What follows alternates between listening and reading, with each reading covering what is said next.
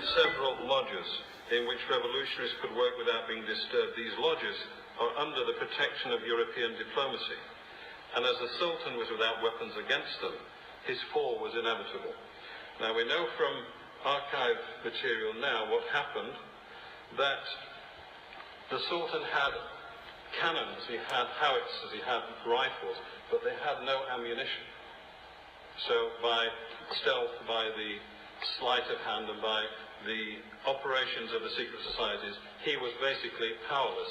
And therefore, as the Acacia magazine says, his fall was inevitable. And Rasulullah says, they will come, they will not fight with arms or shout with arrows, they will simply say, there is no God but Allah, and Allah is the greatest.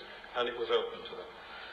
So this is the sort of data that we have managed to piece together from these non-Islamic sources. So at least people can't accuse us of actually tinkering with the information. Now here we have a very important additional piece of evidence about the engineering of the takeover of Turkey. Here we have Theodor Herzl from his own diaries, and he's saying here on the 17th of June 1896, Nevelinsky believes that the Sultan's only salvation lies in an alliance with the Young Turks, who for their part are on good terms with the Macedonians, Cretians and Armenians, and in putting through reforms with their help. He had given this counsel to the Sultan. I, Theodor Herzl, said that in addition to this program, he should provide with Jewish help the means to carry it out. Let the Sultan give us that parcel of land, Palestine, and in return we will set his house in order, regulate his finances, and influence world opinion in his favor. Saddam Hussein could actually get a good press if he actually played ball with these guys. So it's all down to media.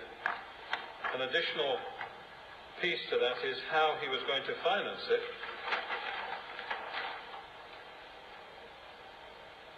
Because it's all down to understanding that the power of the system is in the money. If you're not in control of the creation and the distribution of money, then basically you are powerless. You can have men on the moon or in space, or like Russia, but they are powerless because the power is in the money.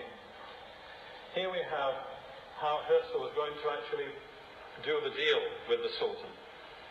Unprepared as I was, I merely said to him that we were figuring we would give some 20 million pounds for Palestine.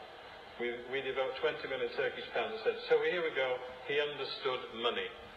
And the key to understanding that the Caliphate was in difficulty because they were in debt to the French and British banks. And as soon as you're in debt, then you are wide open for takeover.